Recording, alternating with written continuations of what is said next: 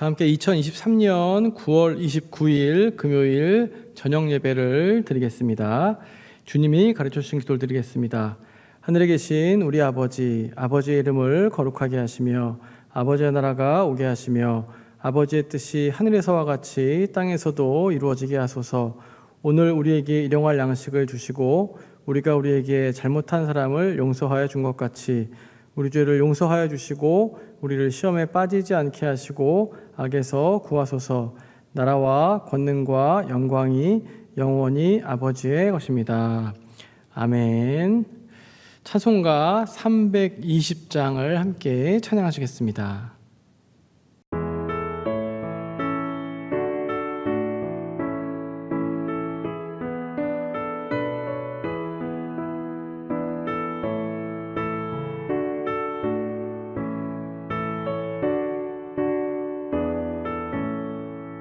나의 죄를 정케 하사 주의 일꾼 삼으신 구세주의 넓은 사랑 항상 찬송합니다.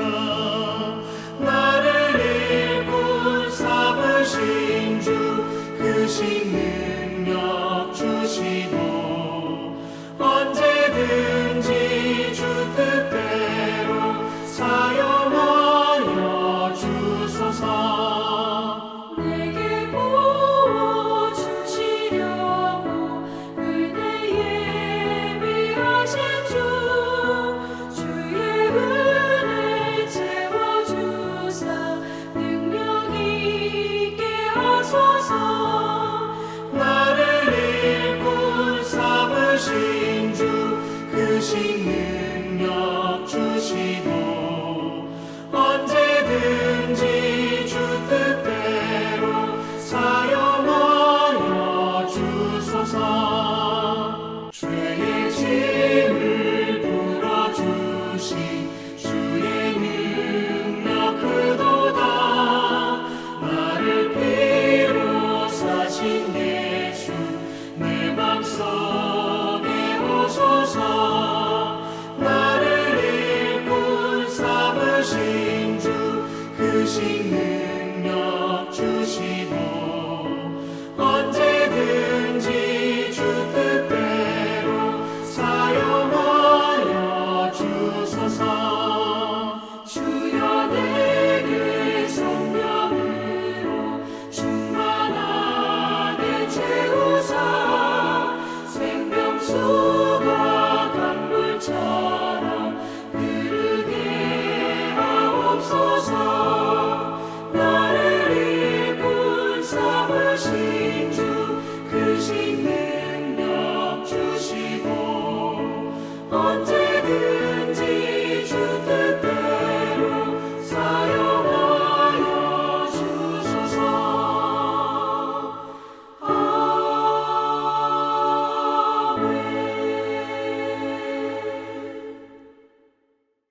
성경 말씀은 디모데후서 1장 11절에서 14절까지의 말씀입니다. 내가 이 복음을 위하여 선포자와 사도와 교사로 세우심을 입었노라. 이로 말미암아 내가 또 이 고난을 받되 부끄러워하지 아니함은 내가 믿는 자를 내가 알고 또한 내가 의탁한 것을 그날까지 그가 능히 지키실 줄을 확신함이라. 너는 그리스도 예수 안에 있는 믿음과 사랑으로서 내게 들은 바 바른 말을 본받아 지키고 우리 안에 거하시는 성령으로 말미암아 내게 부탁한 아름다운 것을 지키라. 아멘. 이 시간 하나님의 부탁이라는 제목으로 함께 이 시간 말씀을 나누겠습니다. 함께 읽은 디모데후서는 사도 바울이 노년에 이르러서 사랑하는 영적인 아들이자 또 제자였던 젊은 목회자 디모데에게 썼던 편지입니다. 디모데후서는 사도 바울이 로마 감옥에 두 번째로 투옥되었을 때 썼다고 알려져 있는데요.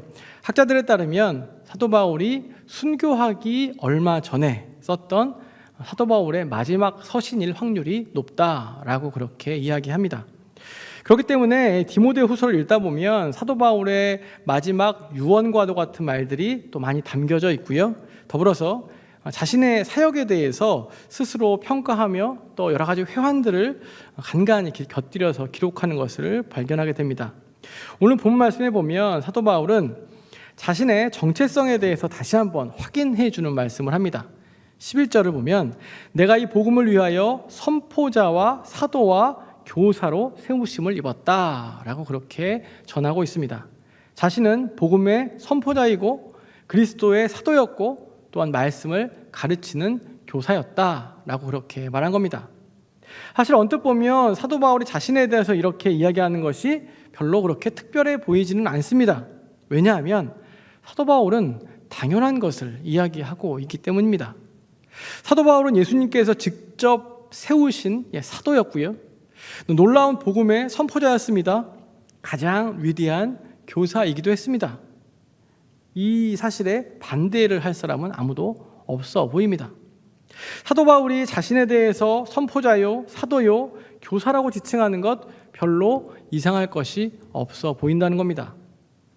그러나 우리가 조금 달리 생각을 해보면 자신의 인생의 말년에 스스로의 삶을 평가하면서 이처럼 자신의 정체성에 대해서 자신 있게 말할 수 있는 것도 사실 쉬운 일은 아니라는 겁니다. 죽음의 그림자가 다가오는 그 시점에서 내가 어떻게 살았는지, 나의 정체성이 무엇인지 명확하게 말할 수 있다는 것은 그만큼 사도 바울이 하나님 앞에서 성실하고 정직하고 충성되이 그 모든 사명을 감당했다는 고백으로 우리가 볼 수 있기 때문입니다. 우리들의 삶에도 마지막 즈음에 한번 이루었다고 생각해 보시기 바랍니다.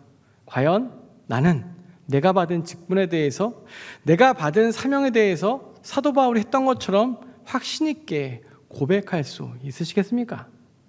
바라기는 우리들도 사도 바울처럼 나는 제대로 된 부모였고 제대로 된 직분자였고 제대로 된 주님의 제자였다. 나에게 맡겨진 사명을 충성되이 감당했다라고 고백할 수 있는 저와 여러분들의 삶이 되시기를 간절히 소망합니다. 이 시간 본문을 통해서 살펴볼 것은 그렇다면 무엇이 사도 바울로 하여금 그렇게도 복음의 선포자, 사도, 교사로서 열정을 다해 살아갈 수 있게 했는지, 하나님 보시기에 너무나 멋진 모습으로 살아갈 수 있게 했는지 그것을 함께 살펴보려고 합니다. 먼저 12절 말씀을 제가 읽어보겠습니다. 이로 말미암아 내가 또 이 고난을 받되 부끄러워하지 아니함은 내가 믿는 자를 내가 알고 또한 내가 의탁한 것을 그날까지 그가 능히 지키실 줄을 확신함이라. 아멘. 지금 읽은 이 12절 말씀에 의하면 사도 바울이 그렇게도 열정적으로 자신의 삶을 살아갈 수 있었던 것은 그 한 가지 이유를 발견하게 되는데, 그건 바로 확신에 찬 믿음 때문이었습니다. 자신이 아무리 고난을 당해도 때로 사람들 앞에서 모욕과 치욕을 당할지라도 그 상황 가운데서도 사도 바울에게는 예수 그리스도에 대한 확고한 믿음이 있었습니다. 우리는 때로 사도 바울에 대해서 이렇게 오해합니다. 사도 바울은 너무 대단하니까, 사도 바울은 고난도 쉽게 이겨내고 심지어 돌에 맞아도 금방 일어나는 슈퍼맨 같은 사람이다 라고 이렇게 오해합니다. 사도 바울은 우리와는 질적으로 다른 사람처럼 그렇게 오해하는 겁니다. 그러나 사도 바울은 슈퍼맨과 같은 신체를 가진 사람도 아니었고요, 아픔을 쉽게 이겨낼 수 있는 어떤 능력을 갖고 있지도 않았습니다. 우리와 똑같은 사람이었습니다. 돌에 맞으면 당연히 아프고 깊은 상처를 입었고요, 사람들의 비난을 받으면 화도 났고 때론 힘들어서 포기하고 싶은 마음도 들었습니다. 배신을 당하면 낙심하는 우리와 똑같은 성정을 가진 사람이었다는 겁니다.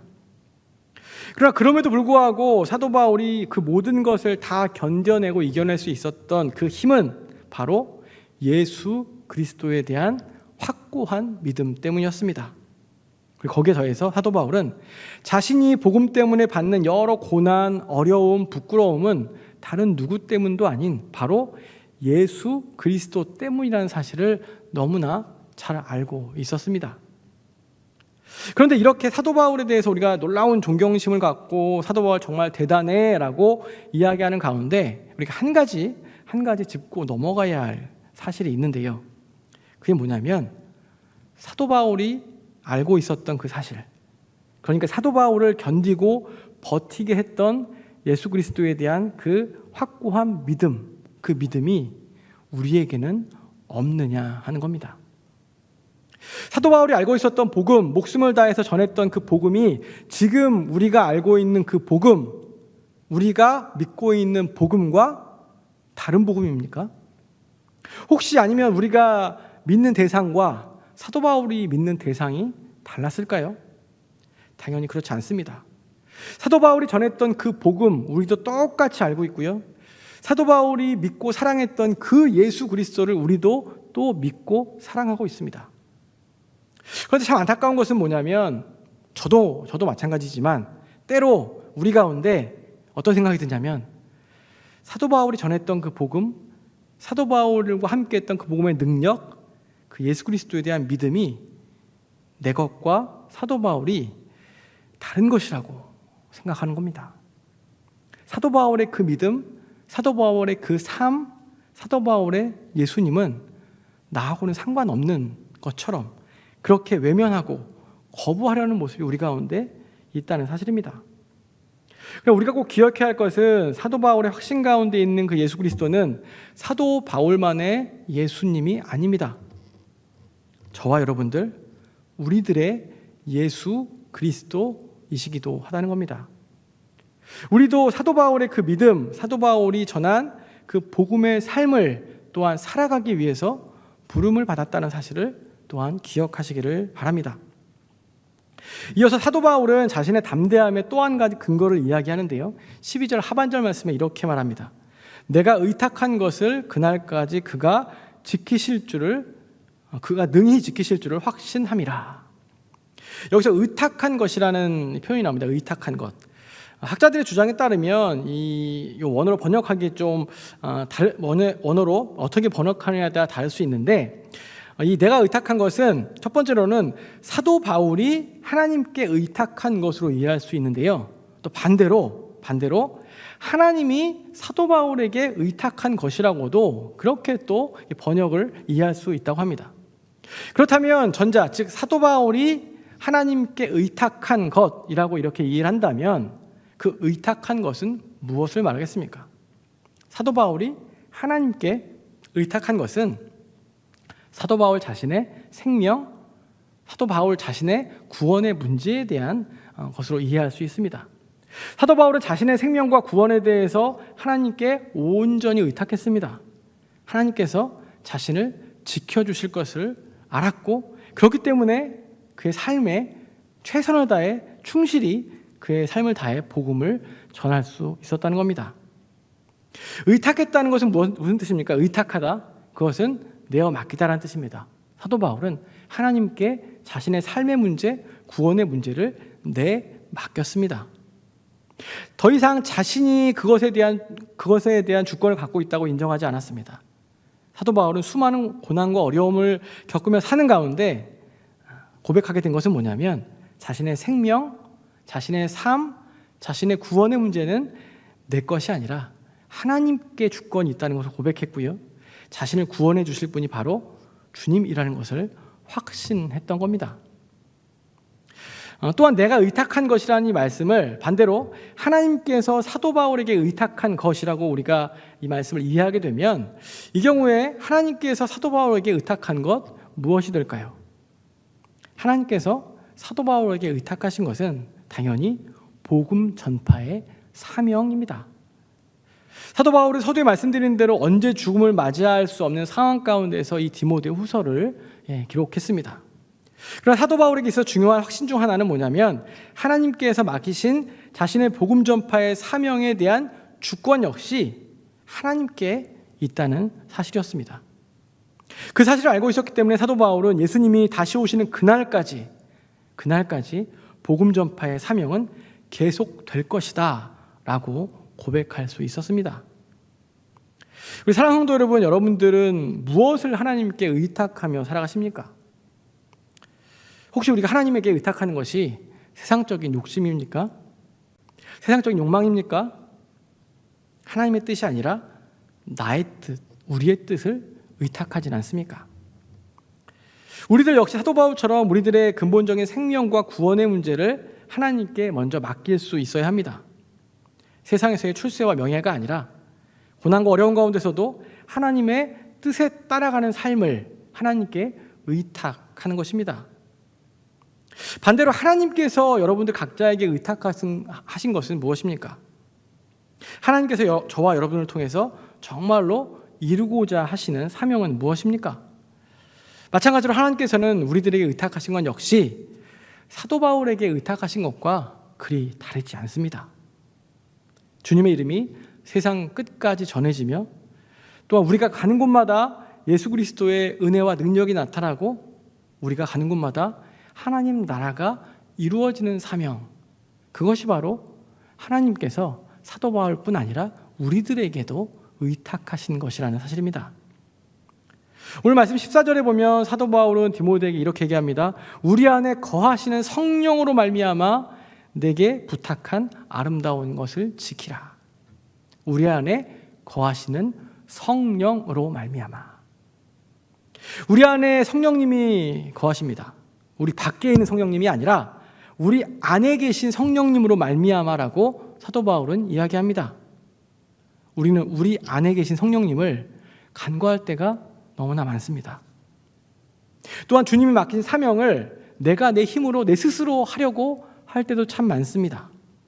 그러나 우리가 하나님께서 의탁하신 것, 하나님께서 맡겨주신 그 삶과 사명을 감당할 수 있는 건 우리 안에 계신 성령님을 통해서 가능하다는 것을 기억하시기를 바랍니다.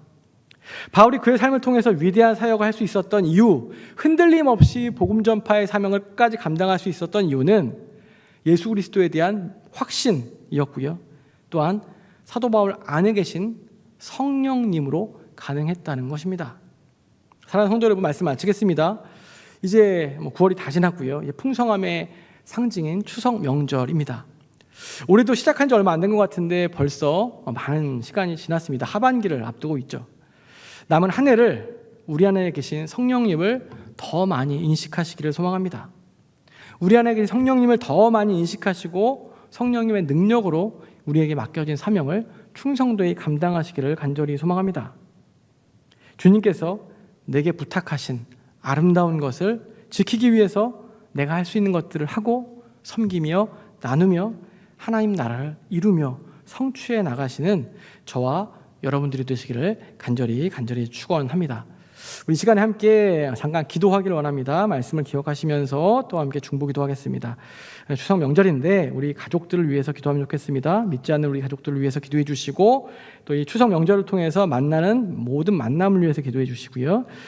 또 성도님들이 오가는 발걸음을 위해서 또 귀가하시는 모든 발걸음을 위해서 안전하게 기도해 주시고 또 교회 하반기 사역을 위해서 또 명절인데 환우들, 어르신들 또 소외된 분들을 위해서 이 시간 함께 기도하기를 원합니다. 이 시간에 함께 한번 주여 3번 한번 크게 외치시고 기도하며 나가겠습니다.